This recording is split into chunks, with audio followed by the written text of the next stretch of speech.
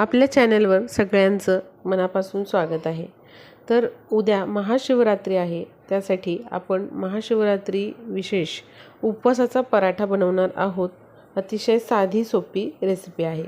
साबुदाणा खिचडी खाऊन बऱ्याच वेळा कंटाळा येतो, त्यामुळे हा पराठा आपण खूप कमी वेळात बनवून खाऊ शकता। उपवास असो किंवा नसो, हा तुम्ही कधीही बनवू शकता। चला मग रेसिपीला सुरू करूयात। इथे 1 कप साबुदाणा भिजवून घेतलेला आहे। 5 तास मी भिजत ठेवलेला, हा छान असा मोकळा सुटसुटीत झालेला आहे। आता एका बाउलमध्ये घेऊया। जरी साबुदाणा मोकळा सुटसुटीत नाही झाला तरी हे पराठे करताना चालू शकतो। आता यामध्ये 3 मीडियम साइजचे उकडलेले बटाटे टाकायचे आणि ते मॅश करून घ्यायचे। आपण बटाटा किसूनही घेऊ शकता। बाइंडिंग जर होत नसेल या मिश्रणाचं तर आपण एखादा बटाटा यामध्ये अजून टाकू शकता उकडून। आता हे व्यवस्थित मिक्स करून घेतलंय आपण। यामध्ये ठेचून घेतलेली हिरवी मिरची टाकलेली आहे आणि त्याचबरोबर 4 चमचे शेंगदाण्याचा कूट टाकलेला आहे, भाजलेल्या शेंगदाण्याचा। आता यामध्ये आपण टाकणार आहोत चवीनुसार मीठ। आपण सेंधव मीठही टाकू शकता। त्याचबरोबर बारीक चिरून घेतलेली कोथिंबीर टाकायची आहे। कोथिंबीर आपल्याला उपवासाला चालत नसेल तर नाही टाकली तरी चालू शकते। त्याचबरोबर यामध्ये 2 चमचे दही टाकत आहे आणि अर्धा चमचा जिरे टाकायचे आहेत। त्याचबरोबर इथे मी एक छोट्या साईजचा बटाटा किसून घेतलेला, तोही आपण यामध्ये टाकायचा आहे। हा बटाटा जो आहे तो उकडून घेतलेला नाही, कच्चा आहे, तसाच आपण किसून घेतलेला आहे।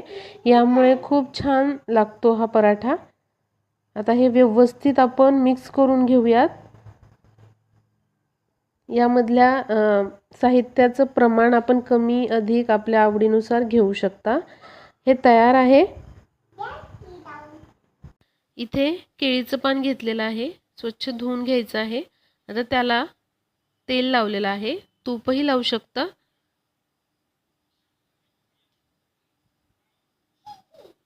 आता तयार केलेल्या मिश्रणाचा गोळा घ्यायचा आहे आणि या प्रकारे थापायचा आहे।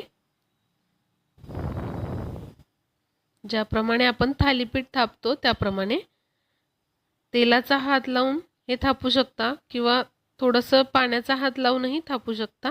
बघू शकताय तुम्ही, झालेलं आहे हे। आता पॅन गरम करून घ्यायचं आहे आणि त्यावर तेल लावून घ्यायचं आहे। आता हे केळीचं पान जे आहे ते असं तव्यावर ठेवायचं आहे आणि अलगद हे पान काढून घ्यायचं आहे।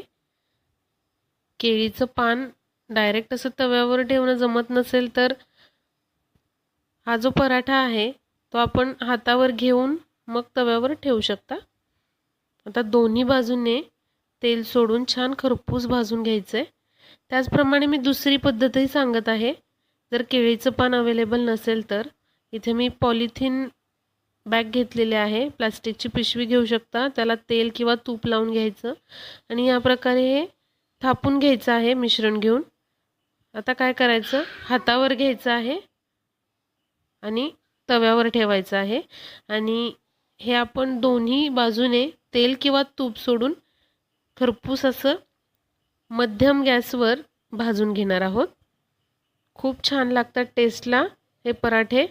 नक्की तुम्ही ट्राय करून पहा। उपवासासाठी खूप चांगला ऑप्शन आहे।